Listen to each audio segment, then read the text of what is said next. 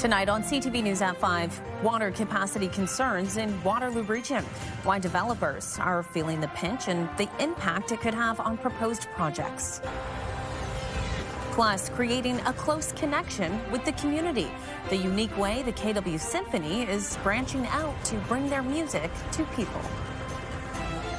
And from connecting innovators to gadget reveals. We get a preview of the new tech at the 2026 Consumer Electronics Show tonight on CTV News at 5. It all starts right now.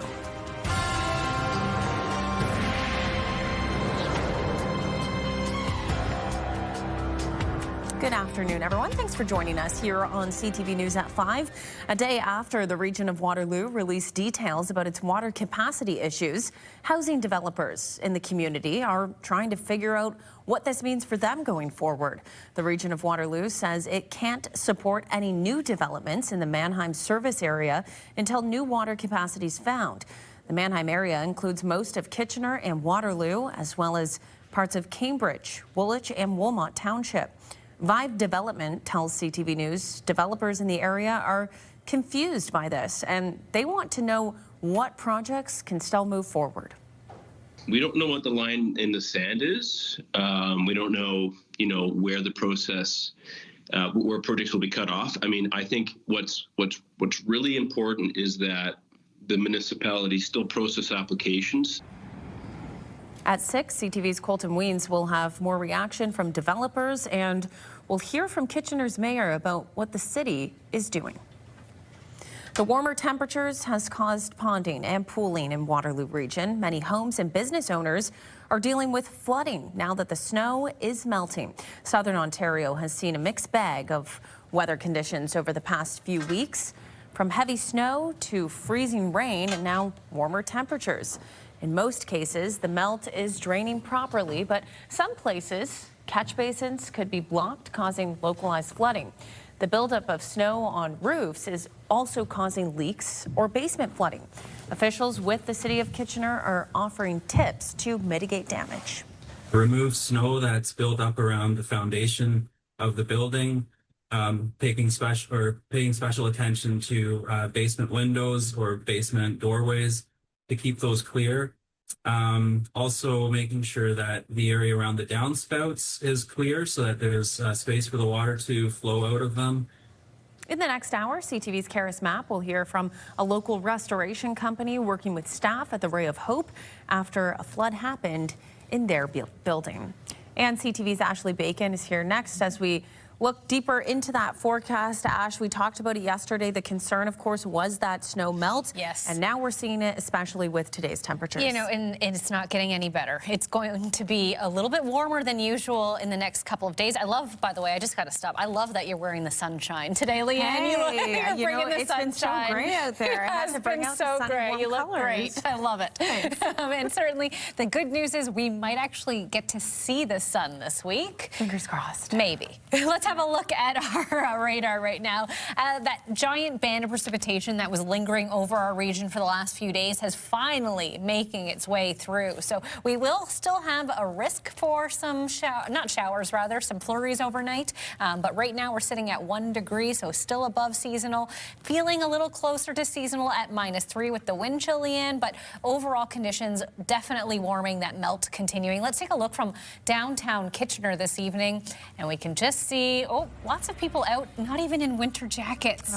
It is warmer than we've felt in some time, and I can't wait to tell you how warm we're going to get by the end of the week a little later in the show. I'm glad the rink in Carl's Air Square is still standing. People out for a nice, mild. Yes, that rink is cooled, so that's why it's able to continue. Good stuff. All right, Ash, thanks. We're going to take a quick break. We'll tell you what you need to know first, from palm readings to mediums and everything in between. The Cambridge Psychic and Crystal Fair is happening this weekend at the Cambridge Newfoundland Club. Tickets are $10. Kids under 12 are free.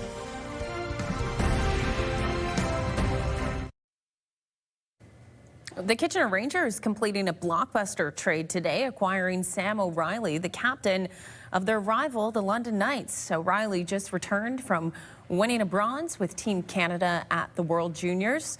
The Rangers also picked up defenseman Jared Woolley. In return, the Rangers are giving up a pair of players and 10 draft picks. Rangers general manager Mike McKenzie says O'Reilly is an all-around player who can help lead a deep playoff run. What he brings on the ice is huge, but also the experience off the ice. He's been through battles before. He's been through long playoff runs. He's been in big games at World Juniors and Memorial Cup. So he's going to be unfazed by just about any situation you put him in, which is a really big element for our group. In a previous trade, the Rangers also picked up Dylan Edwards from the Erie Otters and Gabe Shaw from the Brampton Steelheads. CTV's Jeff Pickle will have more on the trades coming up tonight at 6. A new Crave original show is turning up the heat and shining a light on LGBTQ2S+ representation in hockey. Heated Rivalry was partially filmed in Guelph and tells the story of two male professional hockey players who secretly fall in love off the ice. The Canadian series explores themes of identity and self-discovery in what's typically seen as a high-pressure masculine environment.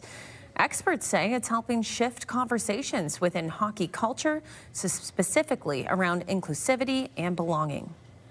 Representation, we know, matters on many different levels, and when people can see actors portraying these characters in a real happy way, I guess in this situation, it's really positive for the community, and I think it's positive for society. CTV's Alexandra Hollick brings us the full story coming up tonight at 6. Symphony and suds. That's what you get when you pair the K-W Symphony with a bar. Last night was the first of 3 concerts being hosted at Arabella Park Beer Bar in Kitchener. It's a way of offering audiences a more intimate concert experience. CTV's Spencer Turcotte was there. A sold-out show for the K-W Symphony. But wait, this isn't where you're used to seeing them perform. Not a concert hall, nor a church, but this time, a bar. We're here at Arabella Park for the first of 3 of our Symphony Series shows. Good Company Productions has partnered with Arabella and the Symphony to put this series on, a way of breaking the shackles that historically tied the Symphony to center in the square. So we've been working with K-W Symphony since the bankruptcy and trying to find opportunities for them to connect with the community. And the idea seems to have worked. Tickets sold out quickly for all 3 shows, which allow audiences to engage with the performers like never before. We'll give you an idea of what each piece is before we get to it. There's going to be no shushing. Going to be invited to make comments and to speak to the musicians too. Here, they have no backstage to hide. It allows people to be more up close and personal with the musicians and break both that physical and psychological divide. You'll almost be able to feel the warm air from the woodwind instruments coming right at you.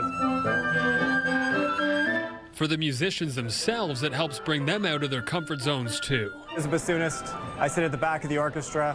The audience was still the audience in front of you, whereas here, they're 6 inches away from me. Close enough to even read the sheet music. Hopefully not too closely in case I miss any notes. But this experience is something both audiences and musicians don't take for granted, considering it wasn't long ago that the symphony went silent. I would very much have liked to add this to what we had rather than replace it, because going from, a 35-week season, it was a full-time job for most of us. This resurrection season all about bringing the symphony back to its place in the community while popping up in new places. Spencer Turcotte, CTV News Kitchener.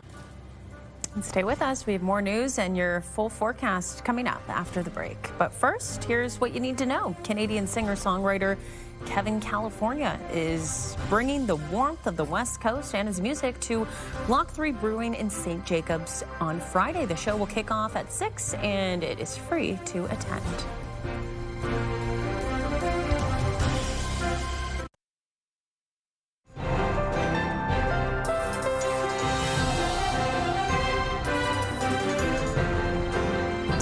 Temperatures out there today, Ash, and we are seeing that snow start to melt. I did pop out this afternoon It was very slushy and slippery. And heavy. I saw a lot of people trying to manually clear their sidewalks, and good on you, because it is tough to do. Yeah. Maybe help your neighbors out if you know they might need a hand, because it's going to be a rough couple of days for that kind of slush. It's going to continue, Leanne, because we are expecting warmer than normal temperatures over the next 48 hours or so. And then, of course, you know, winter will return. Yeah, So we just started early winter. January. Yeah. Now, with the warmer temperatures, this can happen. We're starting to see fog patches. This is downtown Kitchener this evening, and Dave Pettit, our camera operator, I almost called you our weatherman, Dave. He'll have a kick out of that.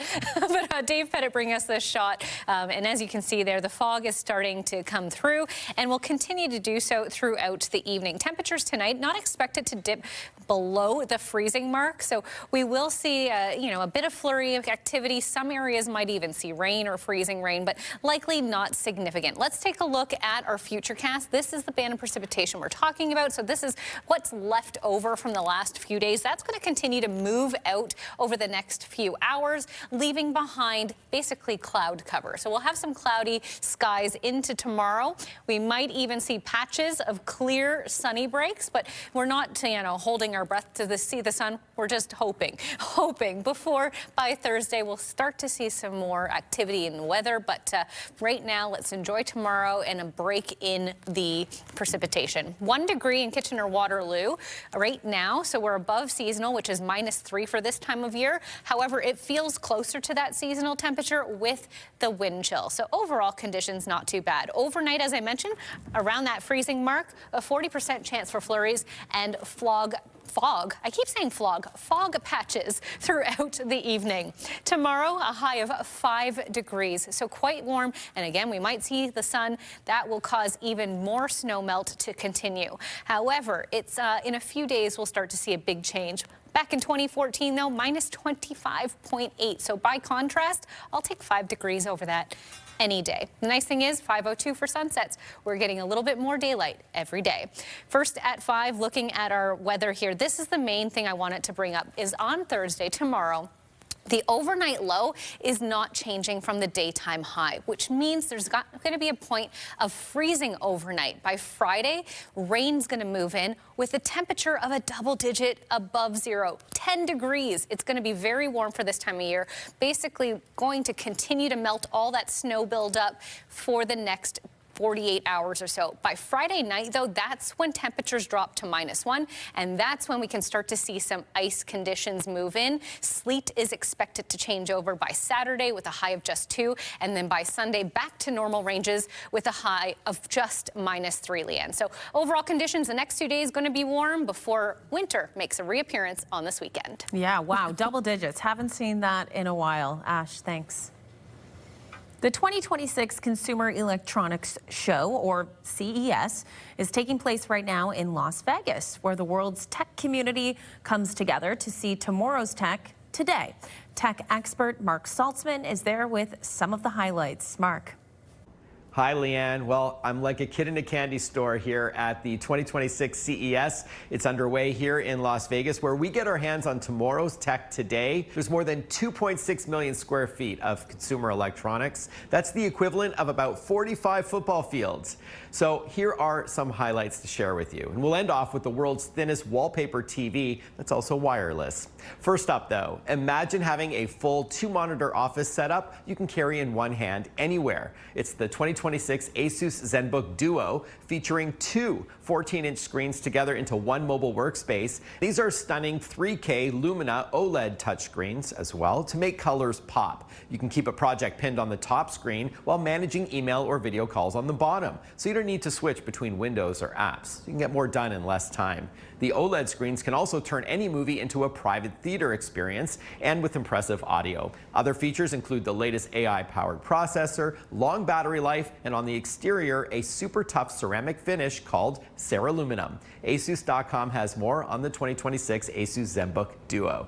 Now, speaking of laptops, Intel has a ton of buzz here at the show over its new Core Ultra 3 processor, previously codenamed Panther Lake, which puts AI inside the PC itself, moving AI from the cloud to the computer to help with tasks like real-time language translation, photo and video enhancements, writing assistance, and more, with better responsiveness and, more importantly, importantly, better privacy, since you don't have to be connected to the internet or share your content with external AI agents. The new processor's graphical capabilities are up to 50% faster than before for games and 4K video editing, while amazingly, the processors consume less energy, which results in much longer battery life. Intel.ca has more.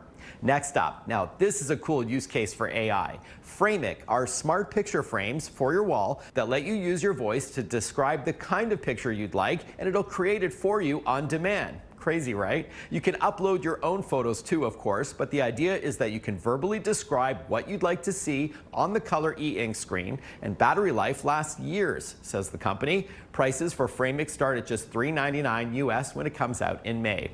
Next up, useful smart home tech is everywhere here at CES too. The Tapo C645D kit from TP-Link is a solar-powered dual-lens outdoor security camera system designed to keep an eye on large areas. It features a fixed 2K ultra-wide 165-degree lens and a 2K pan-tilt telephoto lens, which work in sync to provide both panoramic coverage and detailed zoom for smart tracking of people, pets, and vehicles, and without requiring a subscription. Love that. This IP65 weatherproof kit works with a companion app so you can see what's going on outside your home. With 2 night vision modes, by the way, full color with spotlights or an infrared option that works in darkness. Just 1 hour of sunlight powers the camera for a full day, while the 10,000 milliamp battery lasts up to 4 months per charge. TP-Link.ca has more.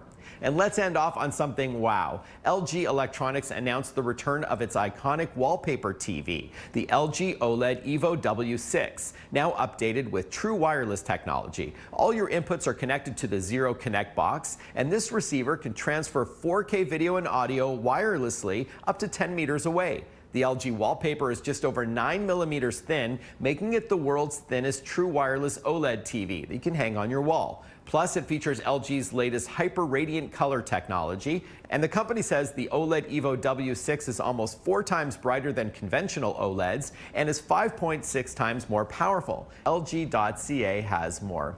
And Leanne, I also saw lots of robots yesterday. Of course, you know, humanoid robots on 2 feet, but look at this adorable one called Tombot. It's a 10-week-old lab that you never have to walk or feed. It's serving as a companion pet for kids and aging adults and everyone in between. So love that from Tombot. Well, as you can see, no shortage of awesome tech here at the 2026 CES. Mark knows how to get me with those cute little puppies. Might have to get one of those for my own dog. Love all the products. Mark, thanks so much, all the way from Las Vegas. All right, still ahead on CTV News at 5, details on a new deal. Tim Hortons has signed its first ever partnership with the Canadian Olympic Committee. More next. Here's what you need to know. Head over to the Odd Friday night for some OHL action. Cameron Reid returns from his Team Canada bronze medal win, and the rest of the Rangers take on the Oshawa Generals at 7 p.m.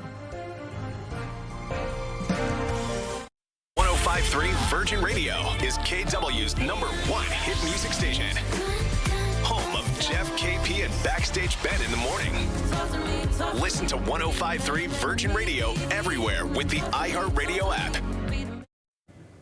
In tonight's Digital Dive, a discounted deal if you're looking for a family-friendly activity on a January weekend. Cineplex is offering cheap tickets for certain family-friendly screenings this month. To find out more about which movies and dates, you can see a flick for just $3.99. Head to our website by scanning the QR code in the corner of your screen or go to ctvnewskitchener.ca.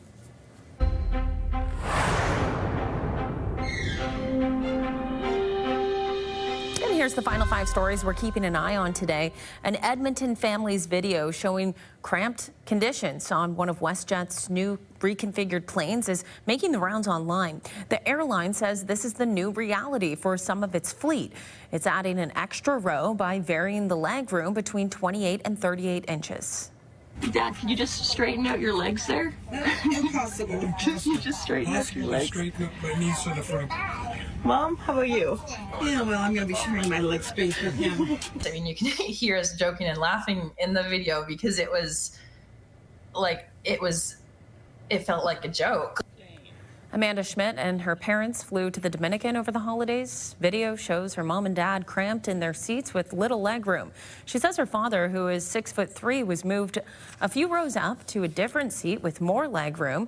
Schmidt says she felt unsafe in the new seats. WestJet says the smaller legroom is part of its cost-saving measures on some of its aircraft. It also says the seats comply with Transport Canada's safety requirements. Well, perhaps no surprise here, the final weeks of 2025 saw an increase in positive tests for the flu, with indicators of high influenza and the number of cases increasing. There were more than 12,500 influenza cases detected across Canada in mid-December, with the highest concentration of cases in Quebec, Ontario, and the Prairies. Alberta alone has recorded more than 2,000 cases between December 28th and January 3rd of this year, resulting in 382 hospitalizations and 2 deaths. Novo Nordisk Canada is considering competing with generic versions of its Ozempic and Wegovy drugs by introducing lower-priced versions of the medications. Health Canada approved the company's submissions on December 22nd. Experts say the generic drugs are unlikely to be approved for at least a few months. The agency says evaluating the drug is a complex process because Novo Nordisk's products were developed using biological processes, while the generic versions are made using chemical means. As more Canadians return to in-office work, a new report suggests there were fewer vacant offices in Canada last year. According to global commercial real estate and investment firm Coldwell Banker Richard Ellis, the Canadian office vacancy rate dipped for the first time since the pandemic. CBRE says the national vacancy rate was 18% at the end of 2025. That's down slightly from a year earlier. And finally for us, Tim Hortons has signed its first ever partnership with the Canadian Olympic Committee. The deal will last 8 years, with a similar agreement with the Canadian Paralympic Committee set to last for 3 years. The partnership means Canadian athletes, coaches, and their families will have Tim Hortons coffee available when they compete in Italy in February. There will also be Olympic-branded packaging for items. Each time Canada wins a gold medal, the company says members of its loyalty program will receive special offers. Okay, interesting. We'll have to wait and see how that all plays out and what those special offers will be at Tim Hortons. We'll leave it there. We're back at the top of the hour with your next local news. For now, we'll send it over to our news team in the CTV National Newsroom. Have a good night.